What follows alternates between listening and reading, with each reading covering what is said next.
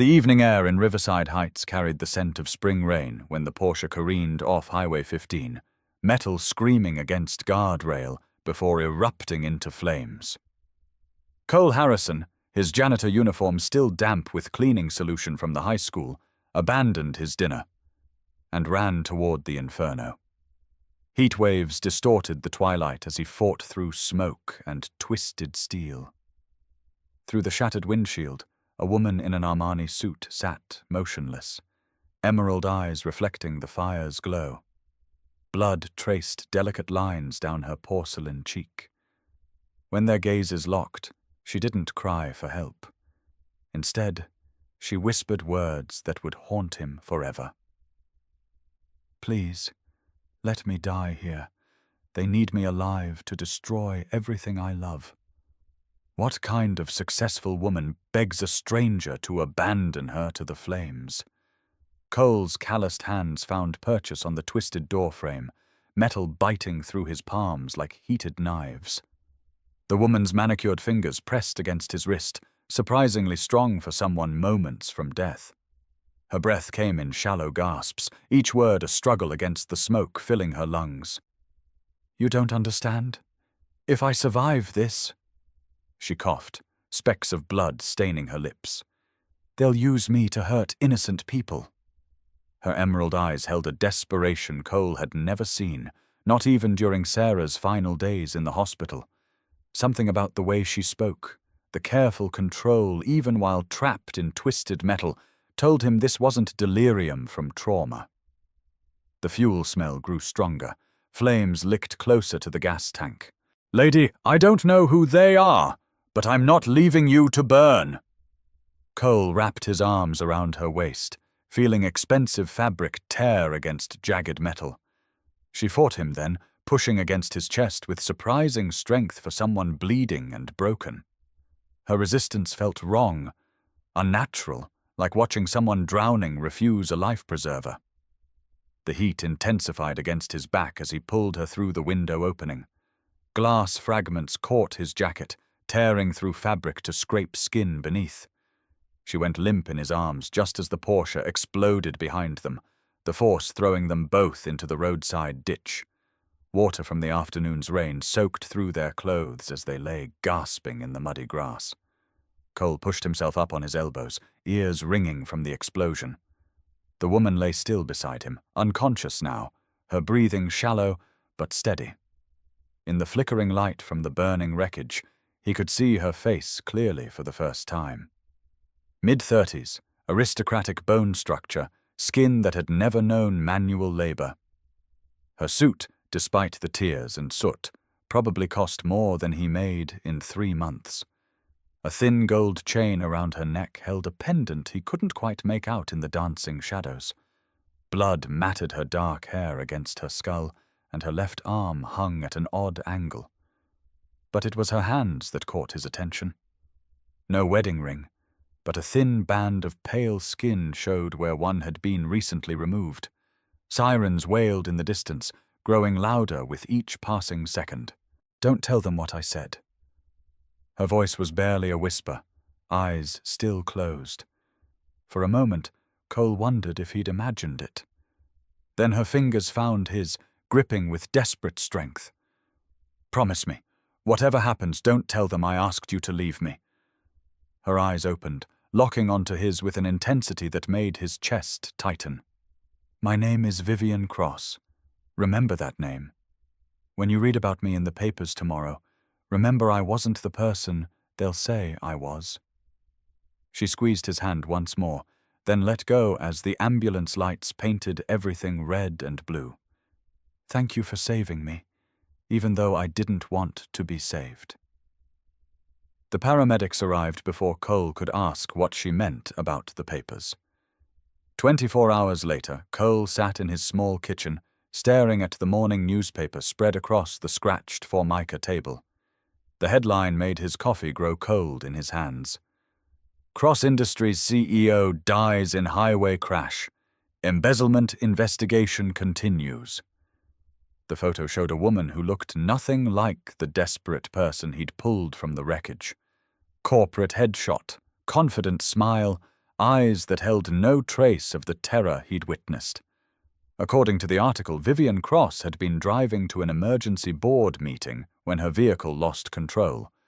No survivors found.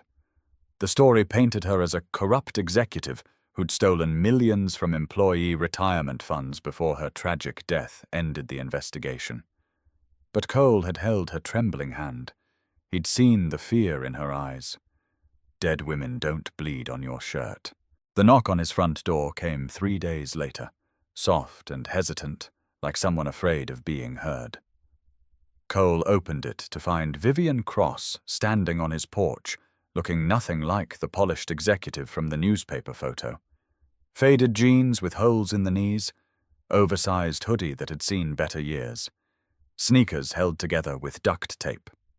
Her hair hung limp around her face, no longer styled, and dark circles shadowed her eyes. She'd lost weight, making her cheekbones more pronounced, her green eyes larger in her pale face. A duffel bag sat at her feet, everything she owned in the world fitting into one small space. "You're supposed to be dead," Cole said, stepping back to let her inside, despite every instinct telling him this was dangerous. "I know." Vivian's voice carried an exhaustion that went deeper than physical tiredness. She looked around his modest living room, taking in the worn furniture, the stack of bills on the coffee table, the photo of Bailey on the mantelpiece. "I didn't know where else to go. The people I thought were friends, family, they all believe I'm either dead or a criminal. You're the only person who knows the truth." She sat heavily on his couch, like someone carrying an invisible weight on her shoulders. "I'm sorry to bring this to your door, but I couldn't go to a hotel, couldn't use credit cards. They're monitoring everything, waiting to see if I surface." Cole studied her face, looking for signs of deception, but found only bone-deep weariness. "Who's monitoring? The police?" Cole poured coffee into a chipped mug, set it on the table between them. His hands shook slightly as he remembered her words from the accident. "You said they needed you alive to destroy everything you love. Start from the beginning." Vivian wrapped her fingers around the warm mug, not drinking, just holding on to something solid. Her knuckles were scraped and bruised, fingernails broken and dirty. This wasn't a woman who'd been hiding in luxury. She'd been running, sleeping rough, afraid to trust anyone with a comfortable life. "My Uncle Richard runs Cross Industries. Has for 15 years, since my grandfather died." Her voice grew steadier as she spoke, like telling the truth was a relief after days of silence. "The newspaper said you were the CEO." Cole sat across from her, close enough to see the small scar above her left eyebrow, fresh and still healing. She must have gotten it in the crash, another mark of that night's violence. "It said you embezzled $47 million from employee retirement funds." Vivian's laugh was bitter, empty of any humor. She set down the coffee without tasting it, her hands trembling slightly. "I was CEO in name only. A figurehead. Richard needed someone young and presentable to be the public face while he handled the real business. I signed papers I didn't understand, approved budgets based on reports he gave me." She looked directly at Cole, green eyes steady despite her shaking hands. "I found out 3 weeks ago what those papers really said, what I'd unknowingly authorized." The weight in her voice told Cole this was where the real story began. "Employee pension funds weren't the only thing Richard stole." Vivian pulled a flash drive from her pocket, the small device looking insignificant in her palm. "Environmental cleanup money that was supposed to remediate toxic waste sites. Instead, he buried the contamination reports and pocketed the funds. There are 3 communities downstream from our chemical plants where cancer rates are 5 times the national average." Her voice broke slightly, the first crack in her controlled exterior. "Children are dying, Cole. Families are losing everything to medical bills for cancers that could have been prevented if Richard had spent the cleanup money instead of stealing it." Cole thought about Bailey, healthy and laughing, and felt something cold settle in his stomach. When I confronted him with the evidence, Richard explained how this was going to work. Vivian's hands clenched into fists. I would take the blame for everything. The embezzlement, the environmental crimes, all of it. A tragic young CEO who got in over her head, stole from her own employees to fund a lavish lifestyle. She gestured to her thrift store clothes with dark humor. The car crash was supposed to be my suicide, guilt-driven and convenient. Case closed, Richard inherits a clean company with 40 years of crimes buried with me. Her voice grew harder, more focused. Except you pulled me out before the car exploded completely, and now they need me alive long enough to sign a confession. The pieces clicked into place with sickening clarity. That's why you wanted to die in the car. Cole understood now why she'd fought his rescue, why death had seemed preferable to survival. You thought signing a false confession was worse than burning alive. Vivian nodded, looking older than her 34 years. If I confess to crimes I didn't commit, Richard walks away clean. The families downstream from our plants never get justice. The stolen pension money disappears forever. She met his eyes again, and Cole saw something he hadn't expected. Not just desperation, but determination. But if I'm dead without confessing, the investigation continues. Someone else might find the evidence I hid. What evidence? Cole leaned forward, drawn into her orbit of quiet intensity. Vivian held up the flash drive, this tiny piece of plastic and metal that apparently held the power to topple a corporate empire. Bank records showing where the money really went. Environmental impact studies Richard buried. Medical reports from the affected communities that prove the connection to our contamination. Her fingers closed around the device protectively. Correspondence between Richard and 3 senators about defense contracts that were awarded through bribes. This doesn't just destroy cross-industries, it reaches into the highest levels of government. She tucked the drive back into her pocket, but Cole could see the weight of it pulling at her shoulders. That's why they can't just kill me outright. Too many questions. But if I confess to being a corrupt CEO and then die mysteriously, it all goes away. The implications hit Cole like cold water. Bailey burst through the front door at that moment, backpack sliding off her shoulder as she announced her return from school. Daddy, I learned about fractions today, and Mrs. Patterson says I'm really good at... She stopped mid-sentence, noticing the stranger on their couch. 7 years old, but already trained by loss to be cautious around new adults. Her brown eyes, so much like Sarah's, studied Vivian with the seriousness children develop when they've seen too much change too quickly. Who's that? She asked Cole directly, not addressing Vivian yet. This is Vivian. She's... For a little while. Cole chose his words carefully, aware that Bailey had already lost one important woman from her life. Bailey approached slowly, the way she'd learned to pet the neighbor's skittish cat. Are you in trouble? The question was direct, without adult politeness getting in the way of truth. Vivian looked surprised by the honesty, then smiled genuinely for the first time since arriving. Yes, sweetheart, I am in trouble. She didn't talk down to Bailey, didn't soften the edges of reality. Bad people want to blame me for things I didn't do. Bailey nodded, as if this made perfect sense to her 7-year-old worldview. Like when Tommy Peterson said I pushed him off the swing when really he fell off by himself.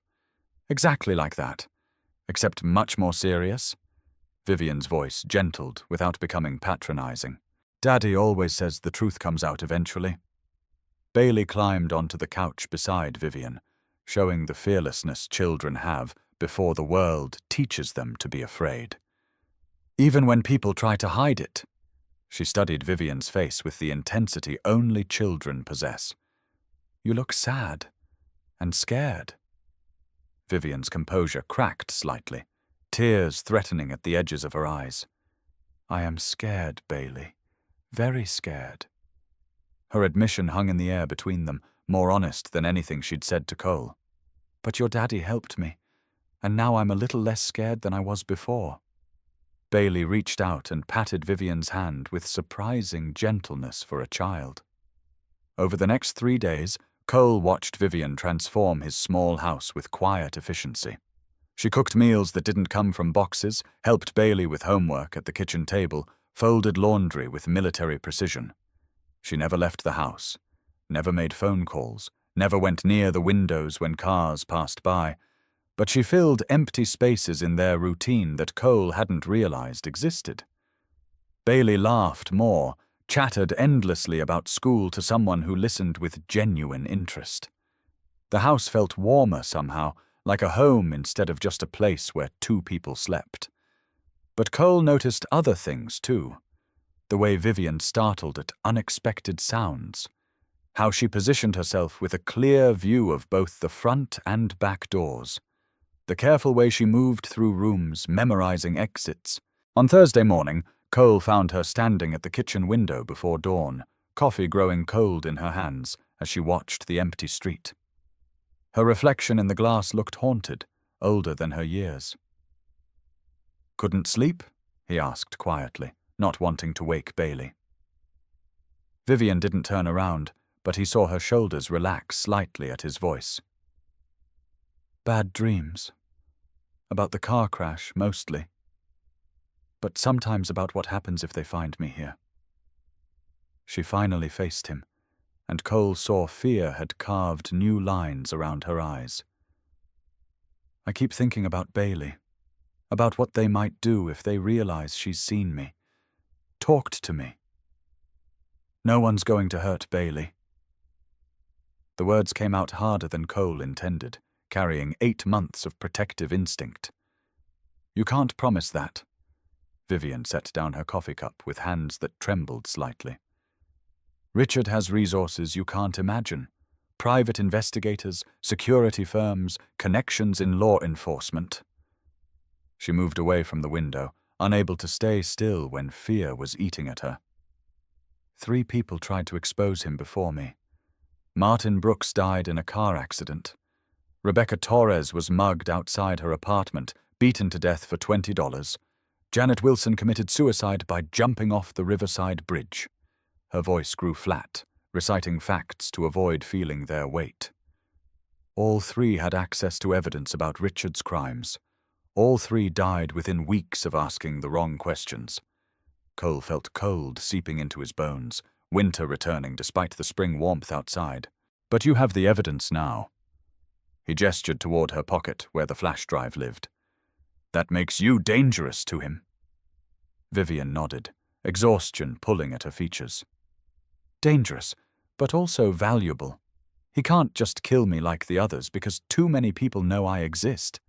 The fake death only works if my body stays missing." She sat heavily at the kitchen table, suddenly looking fragile in the morning light filtering through cheap curtains.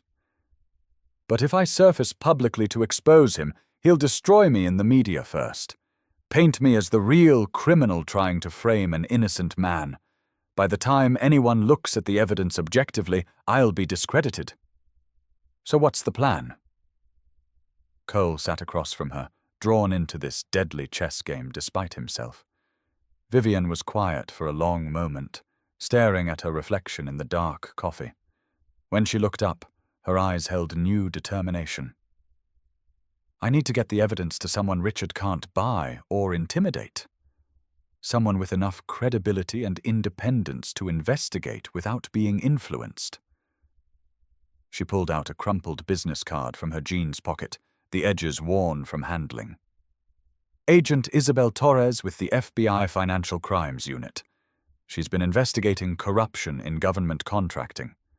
If I can get this evidence to her." The card looked insignificant, just paper and ink, but Cole could see hope flickering in Vivian's eyes for the first time. "Torres? Like the woman who was murdered?" The coincidence seemed too sharp to ignore. Rebecca Torres was Isabel's younger sister.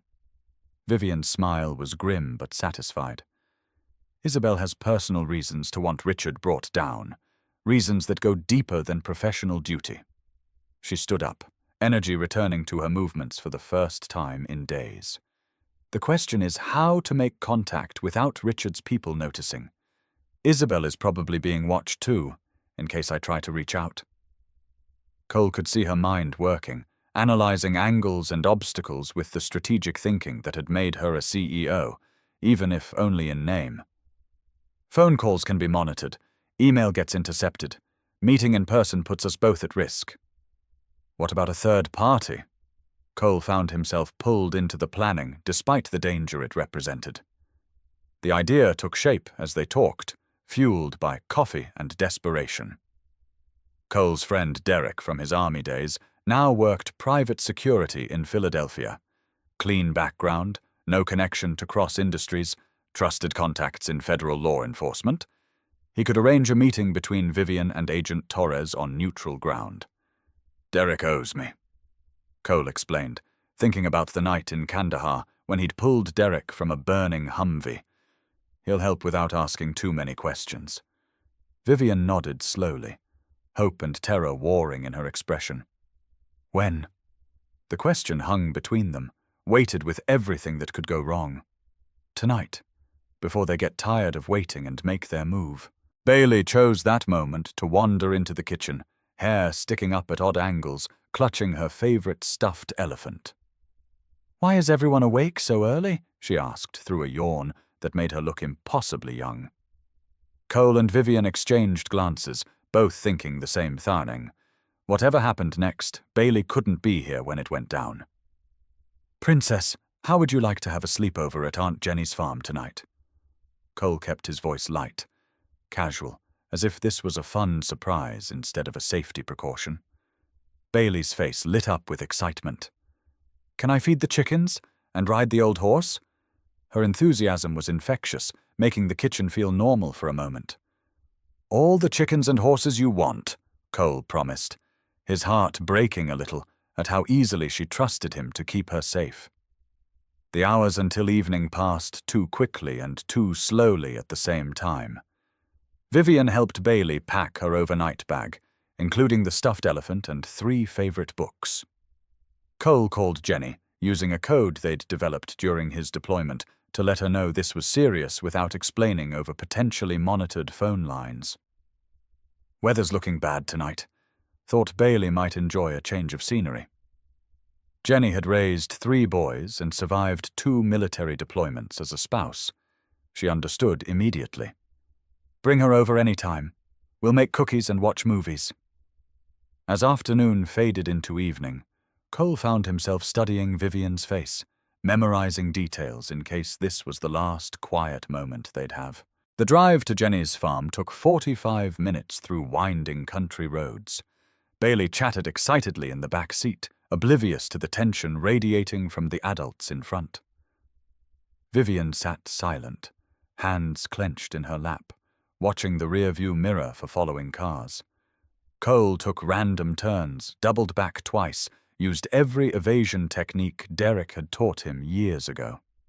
The spring evening was beautiful, golden light slanting through budding trees, but none of them noticed the scenery. Are you coming to get me tomorrow? Bailey asked as Cole lifted her overnight bag from the trunk. I'll be here first thing in the morning, Princess. Cole hugged her tighter than usual, breathing in her shampoo scent. Jenny appeared on the porch, taking in Vivian's haunted expression and Cole's rigid posture. Everything ready for tomorrow's weather? She asked quietly. Cole nodded, trusting his sister to read between the lines. Storm should pass by dawn. Jenny squeezed his shoulder once, a gesture that conveyed years of shared understanding. Bailey and I will be just fine, won't we, sweetheart?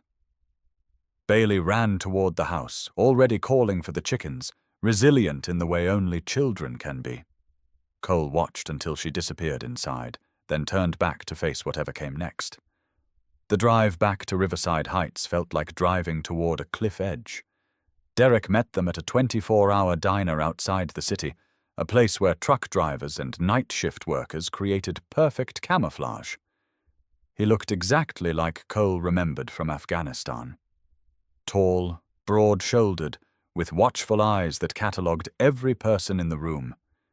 His handshake was firm, his voice quiet. Agent Torres will be here in 20 minutes. She's coming alone. No backup, no recording devices. He slid a cell phone across the table to Vivian. Clean phone, untraceable. If things go sideways tonight, use it to call the number programmed in there. What's the number? Vivian asked, pocketing the device. Witness protection. Direct line. Derek's expression was grim.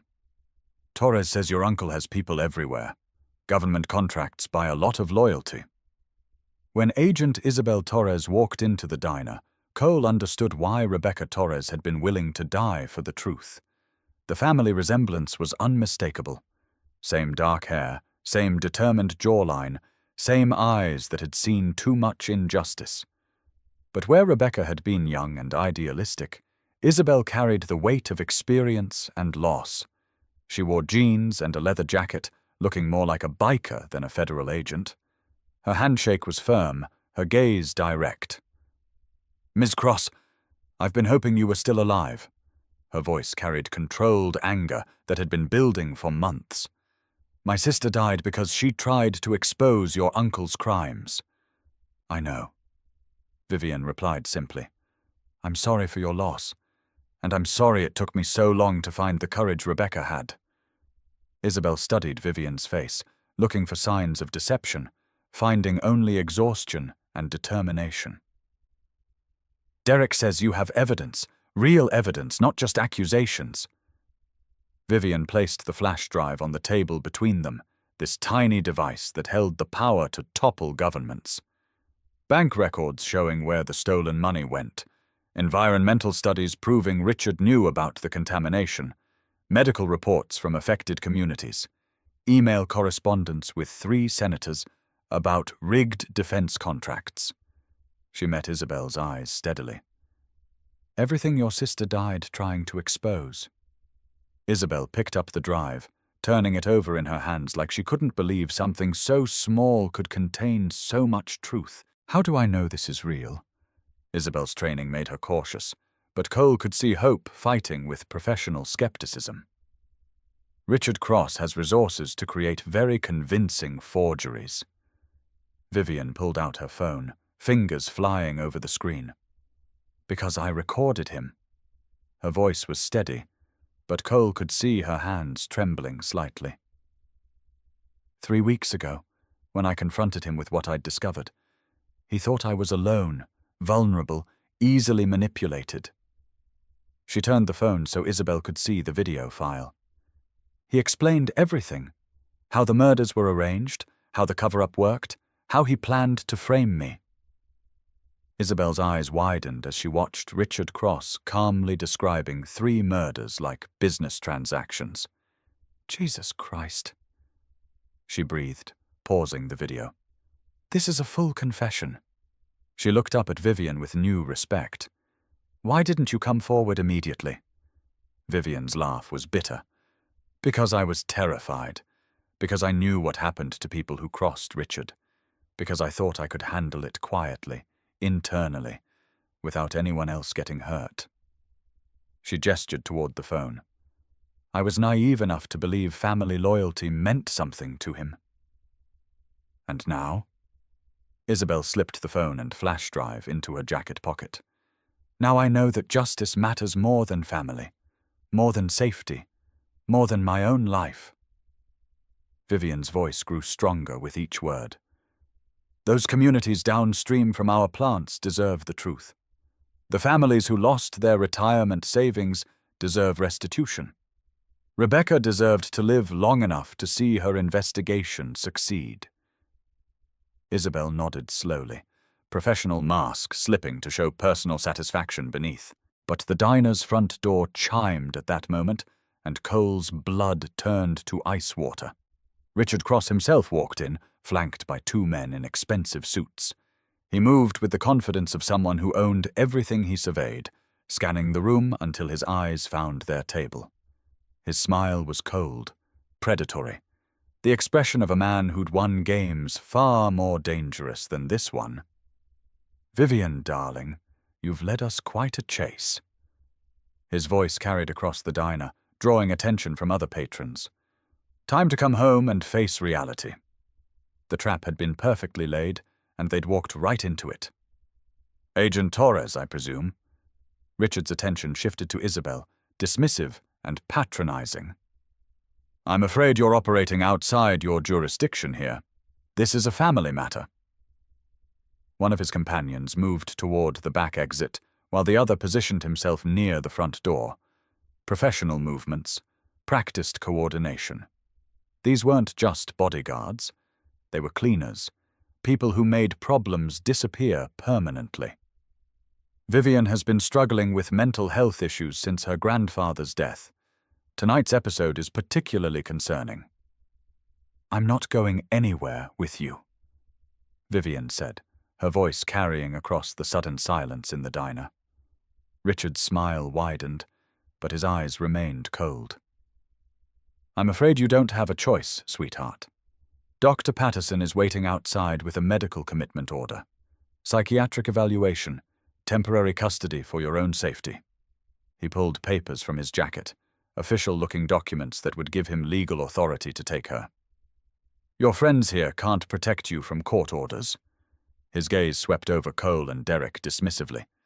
This unfortunate incident will be handled quietly, medically, with all the discretion your condition requires. Isabel stood slowly, hands visible, movements careful. Mr. Cross, I'm Agent Torres, FBI Financial Crimes. Your niece is a material witness in an ongoing federal investigation. Is she? Richard seemed genuinely amused. A witness to what exactly? The delusions of a young woman who embezzled millions from her own employees? He gestured toward Vivian with mock concern. Agent Torres, surely you're not taking seriously the claims of someone who faked her own death to avoid prosecution? The papers in his hand looked official, bore government seals, carried the weight of legitimate authority. I have psychiatric evaluations dating back months. Evidence of Vivian's deteriorating mental state. Bank records showing her unauthorized transfers. Cole realized with sick certainty that Richard had been planning this contingency for weeks. The diner's other patrons were watching now, uncertain whether they were witnessing a family intervention or something more sinister. Richard played to the audience, his voice carrying just the right note of concerned authority. Vivian, you've caused enough pain to our family, our employees, our community. It's time to get the help you need. His companions moved closer, closing the circle with practiced efficiency. Dr. Patterson is one of the state's leading psychiatrists. He'll make sure you receive appropriate care. She's not going anywhere, Cole said, standing to face Richard directly. Richard's attention shifted to him, analyzing, calculating. Mr. Harrison, isn't it? The janitor who found Vivian after her staged accident. His tone carried subtle contempt, the dismissive superiority of inherited wealth addressing manual labor. I'm sure you meant well, but this is beyond your understanding. Vivian has manipulated your sympathies, used your natural kindness against you. He pulled out another document, this one bearing Cole's name.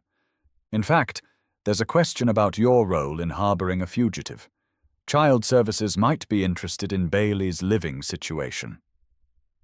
The threat landed like a physical blow, exactly as Richard intended.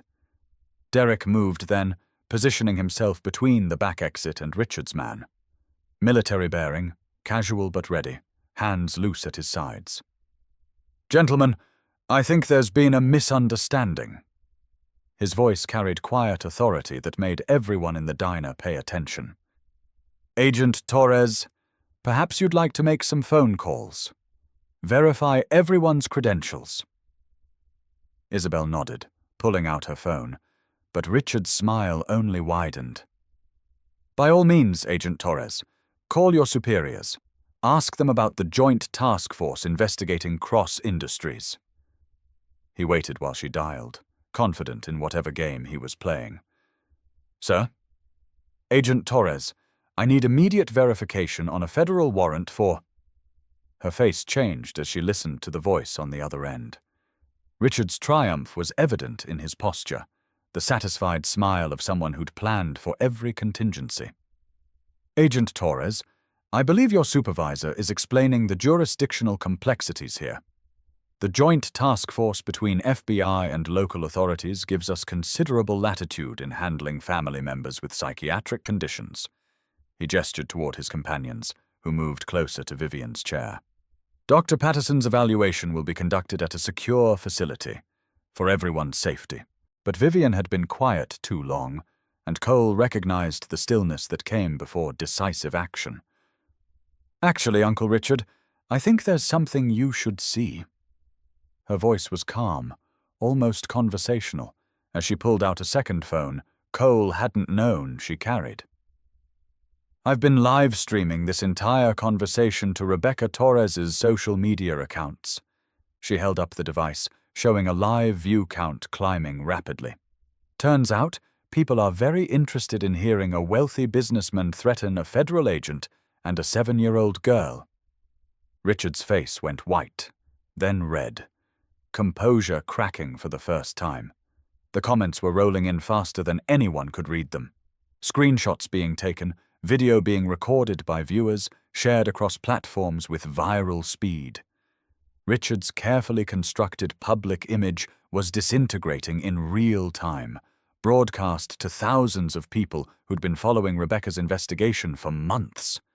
"You stupid girl," he snarled, mask finally slipping completely. "Do you have any idea what you've just done?" His companions looked uncertain now, aware that their faces were being broadcast to an audience that was recording everything. "I've done what Rebecca would have wanted," Vivian replied calmly. "I've made sure the truth gets heard." Isabel held up her phone, showing that her call had been answered differently this time. "Agent Morris? This is Torres. I need immediate backup at the Route 9 diner. Suspects attempting to interfere with a federal witness." Her voice carried newfound authority, the confidence of someone whose position had just been clarified by higher powers. "Yes, sir. Full tactical response authorized." The sound of sirens in the distance made Richard's remaining composure evaporate entirely. His companions were already moving toward the exits, abandoning their employer as the situation spiraled beyond salvage. Professional criminals understood when a job had turned into a liability. Richard stood alone now, exposed and desperate, watching his empire crumble in real time on a smartphone screen. "This isn't over, Vivian," he said quietly, voice carrying promises of future retribution. "You think the FBI can protect you forever? You think going public makes you safe?" "No." Vivian stood to face him, no longer afraid. "But it makes me free." The federal agents who flooded through the diner's doors were nothing like Richard's polished private security. They moved with military precision, professional efficiency, weapons drawn, and badges displayed. Isabel's backup had arrived with overwhelming force, turning the quiet diner into a federal crime scene in seconds. Richard Cross found himself face down on the floor, hands zip-tied behind his back, while agents read him his rights. The Miranda warning echoed strangely in the space, where minutes before he'd been threatening a child. Cole watched it unfold with a sense of unreality, like witnessing the end of a movie he'd been living inside. 3 months later, Cole stood in the kitchen of his small house, watching Vivian help Bailey with homework at the table they'd shared for weeks now. The morning news played quietly on the counter television, another update about the Cross Industries scandal that had dominated headlines since that night at the diner. "Former CEO testifies about corporate murder conspiracy," the anchor reported over footage of Vivian walking into the federal courthouse. "The trial of Richard Cross continues with testimony from environmental scientists about contaminated communities." Bailey looked up from her math worksheet, pencil smudged across her cheek. "Vivian, are you famous now?" "Infamous, maybe," Vivian replied, helping her work through a particularly difficult fraction. There's a difference. She'd lost the haunted look that had marked her first weeks with them. The fear was gone. replaced by quiet determination and something Cole had learned to recognize as peace. Not happiness exactly, but the satisfaction of someone who'd chosen the harder right over the easier wrong. Famous people are celebrated. Infamous people are just talked about a lot. I like you better than famous people, Bailey announced with 7-year-old certainty. Famous people on TV always look sad. Cole smiled, remembering when Vivian had said almost the same thing about wealth and happiness. She'd testified for 6 days, steady and unshakable under cross-examination, providing evidence that had already resulted in 17 federal indictments. Richard faced life in prison. 3 senators had resigned in disgrace. Cross Industries was being liquidated to fund environmental cleanup and pension restoration. The communities downstream from the chemical plants were finally getting the medical care and compensation they deserved. Rebecca Torres had become a posthumous hero, her investigation vindicated, and her sacrifice honored. But the part Cole treasured most was the quiet transformation in his own home. Vivian had found work with a non-profit organization that helped whistleblowers navigate federal protection programs. The salary was a fraction of her previous corporate income, but she attacked the work with passionate intensity. She understood from personal experience the courage it took to risk everything for truth. Every person who comes forward, she'd told Cole one evening, makes it easier for the next person to find that courage. She'd become an expert in federal witness protection, victim advocacy, corporate accountability. Her phone rang constantly with calls from journalists, attorneys, and congressional investigators, but she always stopped what she was doing when Bailey came home from school. "Daddy?" Bailey said now, abandoning her homework to climb into Cole's lap. "Mrs. Patterson says there's going to be a movie about Vivian's story." She looked between the 2 adults with the intensity children reserved for important announcements. "Can we watch it when it comes out?" Cole exchanged glances with Vivian over Bailey's head, both thinking about the surreal experience of having their lives turned into entertainment. "Maybe when you're older, Princess," he said carefully. "Some stories are complicated." "I'm not afraid of complicated," Bailey replied, with conviction that made both adults smile. The evening air carried the scent of spring rain as Cole and Vivian sat on the front porch after Bailey went to bed, watching stars appear through the leaves of the old oak tree. It had become their ritual, this quiet time when the world settled into darkness and they could speak without choosing words carefully. "Any regrets?" Cole asked, the question that had become their shorthand for processing the magnitude of everything that had changed. Vivian considered the question seriously, as she always did, looking out at the peaceful street where nothing dramatic ever happened. "About exposing Richard? About testifying? About bringing danger to your door?" She shook her head slowly. "The only regret I have is waiting so long to find the courage Rebecca had from the beginning." Cole nodded, understanding. Sarah used to say courage isn't the absence of fear. It's being terrified and doing the right thing anyway. The mention of his late wife no longer brought the sharp pain it once had. Time and healing had softened grief into gentle memory, made room for new love without diminishing what had come before. "She would have liked you," he added quietly. "She always said the measure of a person wasn't their mistakes, but what they did to fix them." "I hope I get the chance to keep proving that," Vivian replied, taking his hand in the darkness. Inside the house, Bailey called out for a glass of water, her voice carrying through the screen door like a summons back to the present moment. They went inside together, moving through their home with the easy coordination of people who'd learned to be a family through crisis and choice rather than birth and circumstance. Cole filled a glass from the kitchen tap while Vivian checked the locks on both doors, habits formed during dangerous weeks that had become comforting routine. They found Bailey sitting up in bed, hair tousled from sleep, clutching her stuffed elephant with one arm. "Bad dream?" Vivian asked gently, settling onto the edge of the narrow bed. Bailey shook her head, suddenly looking older than her 7 years.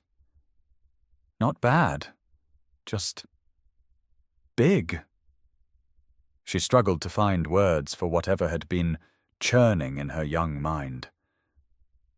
"I dreamed that Mommy Sarah met you in heaven, and she said thank you for taking care of Daddy and me." The adults went very still, caught off guard by the profound simplicity of childhood wisdom. She said families aren't just people who share blood. They're people who choose to love each other every day. Cole felt his throat tighten with emotions too complex for words. "That sounds like something your mommy would say," Vivian managed, voice thick with unshed tears. "She was a wise woman." Bailey nodded seriously, then smiled with the resilience that constantly amazed both adults. "I told her about how you make really good pancakes and help with homework and read stories with different voices for all the characters." She yawned, suddenly sleepy again. "She said she's not worried about us anymore because we have you." The three of them sat in comfortable silence, connected by invisible threads of love and loss and hope. Later, after Bailey had drifted back to sleep, Cole and Vivian stood in the hallway outside her room, listening to the steady rhythm of her breathing. "She's going to be okay," Vivian said quietly, more statement than question. Cole nodded, thinking about resilience and healing and the way love could grow in the spaces loss had left behind. "We all are," he replied, meaning it completely for the first time since Sarah's death. They walked toward their own bedroom, hands intertwined, two people who'd found each other in flames and chose to build something beautiful from the ashes. The morning would bring new challenges, congressional testimony about corporate accountability legislation, interviews with journalists following up on environmental cleanup progress, phone calls from other whistleblowers seeking guidance and support, Bailey's spring fair at school, where Vivian would help run the ring toss booth alongside other parents who'd accepted her as part of their community. Ordinary responsibilities and extraordinary purpose, woven together into a life that mattered. But tonight, in the quiet darkness of their small house, Cole Harrison and Vivian Cross fell asleep side by side, surrounded by the peaceful sounds of home and the profound satisfaction of people who'd chosen courage over comfort, truth over safety, and each other over everything else the world had offered. Outside, spring rain began to fall gently on Riverside Heights, washing the world clean for whatever came next.